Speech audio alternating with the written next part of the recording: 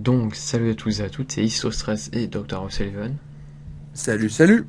On se retrouve pour un tutoriel sur After Effects et Cinema 4D.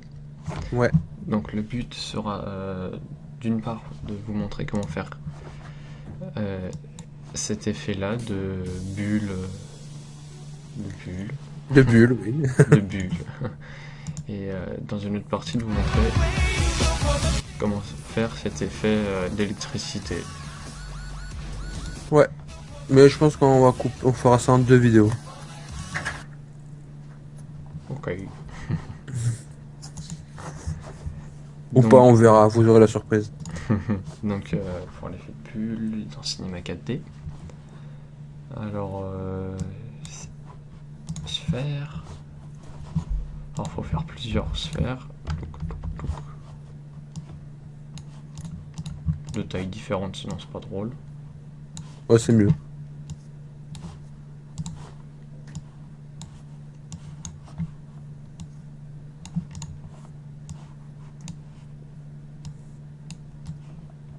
Comme ça.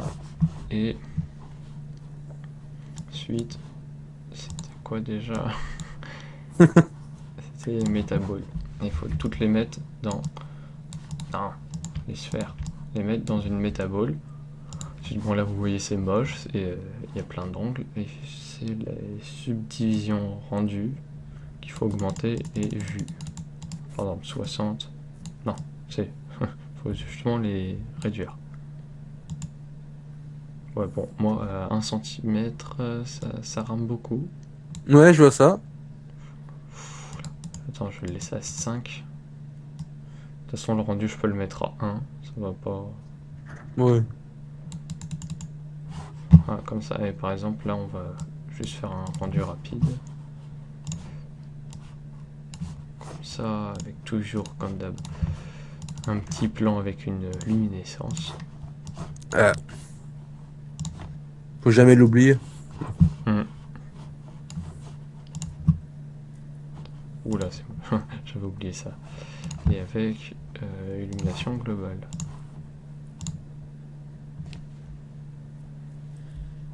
Voilà, à peu près. Et ensuite, pour avoir l'effet noir sur blanc, c'est tout simple.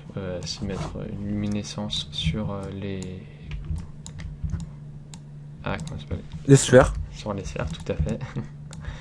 Pour pas voir le volume des sphères.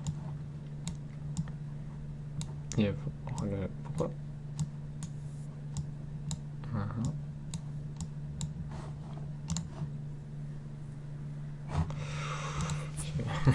Ok. Petit problème technique, on va dire. Ah, voilà. Voilà. Donc, voilà. Et pour avoir quelque chose comme ça. Donc ensuite, il suffit de déplacer les sphères. Et vous voyez, elles se rapprochent les unes des autres. Voilà. Alors Voilou. ça c'était pour la partie bulle. Maintenant, on va passer à la partie électricité. Waouh, grand projet. Donc je vais refermer ça. La partie électricité, c'est dans After After Effects. Effects, CS6. Enfin non, c'est pas spécialement CS6, mais c'est la classe. c'est la classe, ouais, tout à fait. Donc nouvelle composition, n'importe. Comme ça. On va mettre un texte au hasard. Vas-y, je vais mettre ça. Ouais, allez, hein. Oh punaise. Comme ça. Donc, il faut faire un calque d'effet. Calque d'effet. Et les éclairs se trouvent dans, je sais jamais, génération, éclair élaboré. Ah, je me souviens. Je me souviens pourquoi je m'étais trompé la première fois. Faut pas faire un calque d'effet, faut faire. C'est quoi? C'est déjà, c'est un solide blanc. C'est important qu'il soit blanc. Voilà, et c'est sur ce solide blanc qu'il faut mettre l'effet. L'éclair. Ouais, l'éclair. Comme ça, on verra s'il y a les calques en dessous.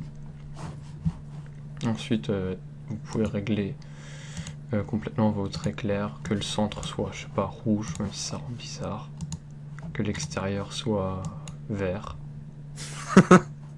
Voilà, ensuite vous pouvez mettre que ce soit un éclair direction, coup. Non, non. Voilà, comme ça par exemple. Vous pouvez régler, je sais pas, on peut régler plein de choses sur les éclairs. Ouais, on peut le personnaliser Ouais. assez facilement et comme on veut. Voilà, et c'est tout simple. Et après, il suffit de jouer avec ça, le mouvement de l'éclair, et ne pas oublier que l'éclair, pour le faire apparaître, mieux vaut partir d'un point comme ça, ensuite de le faire arriver là, et pour le faire repartir comme ça. Ouais, ça fera plus naturel. Ouais, parce que si jamais vous essayez de baisser l'opacité et tout, c'est un peu étrange. Donc voilà, c'était les 2 mini tutos Ouais, qu'on nous avait demandé et qu'on a fait. Donc on se retrouve pour une prochaine vidéo. ouais. Ben, salut tout le monde. Salut tout le monde!